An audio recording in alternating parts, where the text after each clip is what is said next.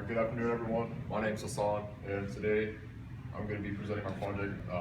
Our reading was assigned by our reading assignment was Frederick Douglass, and he actually wrote this full book after escaping from slavery.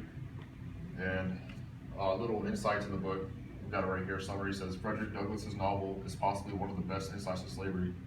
We learn the true struggles of a slave and what they have to do to survive.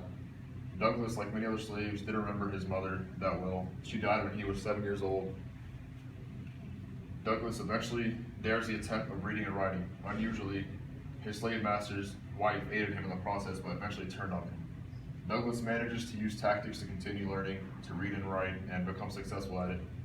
Douglass gets sent to one of the most cruel slave masters known as Edward Covey as a consequence from his previous slave master. Time passes and Douglass rebels against Covey with success. Finally, he pursues a daring journey of escape and leaves the plantation disguise, where he is eventually aided by his future wife. So basically, he was born kind of knowing his mom, but he grew up forgetting about her because she died when he was a young kid, and he was taken in by slave masters. The guy was always cruel, but his wife was all right at first, and she kind of helped him reading and writing, but she knew the dangers of it. And her husband turned her against Frederick Douglass, and she eventually became just as cool as he was. And then he gets caught eventually reading and writing, gets sent to his name is Edward Covey. He's known as a slave breaker, and he eventually escapes after a while. And after a few years of escaping, he wrote the full novel. I'm Cody, and I researched the theme of the passage. There's many themes throughout this passage, but the one I saw the most was the theme of ignorance as a tool of slavery that the white people used toward the slaves. This can be seen when Master Hugh's wife treats Frederick Douglass in a horrible way when she figures out he is getting smarter. Then she refuses to let him learn anything else. If he tries, then she punishes him for becoming more smarter. This is what most slave owners actually did during this time period, because they knew if the slaves would become smarter, they would try to outsmart their masters, and they didn't want the slaves to act or talk intelligent because they were viewed as lesser than whites. So they treated them like as animals. Like they would let them do work, but they wouldn't teach them anything. This was a real problem, not only in the story, but this was also a big problem in America at the time. The story really does a great job of showing the theme throughout the story of the white people treating slaves as lesser than humans, and not letting Frederick Douglass rely on books because they want to treat him as a lower being. So that's the main theme I saw throughout this. My name is Ben, and to add on to Frederick Douglass, he was born in 1818 and died in 1895. The exact month and day was unknown just because they didn't hold records for the slaves. But Frederick Douglass was not only an author, but he was a human rights leader, and he was the first African American citizen to hold the highest U.S. government rank. He is a civil rights activist.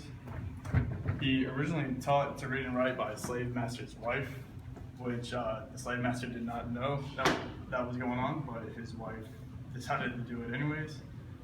He attempted to escape twice before succeeding. The last time he escaped was with the help of another slave by the name of Anna Murray, which he ended up falling in love with, and he married her.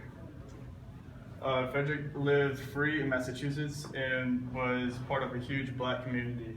He later joined the church and spoke for the anti-slavery. He first published his autobiography. It was a narrative of his life, and the book was the bestseller in the U.S. After he publicated it, he traveled overseas to avoid recapture. He wrote many articles and papers. Frederick supported women's rights also, and the first African American to attend the first women's rights convention. My name is Quentin Williams, and a quote by Frederick Douglass to add on to, it says, "If there is no struggle, there is no progress." This quote symbolizes his struggle during the slavery time. This is his wife. She aided him when he was escaping from slavery. This is a picture of Frederick Douglass. If there is no struggle, there is no progress. Those who profess to favor freedom and yet appreciate agitation are men who want to crop without plowing up the ground. They want rain without thunder and lightning. They want the ocean without the awful roar of its many waters. This struggle may be a moral one, or it may be a physical one, or it may be both moral and physical, but it must be a struggle. Frederick uses great analogies to describe how struggle is vital for success. And this is a house that Frederick Douglass lived in when he escaped from slavery. If you want to zoom in and look at it and see it.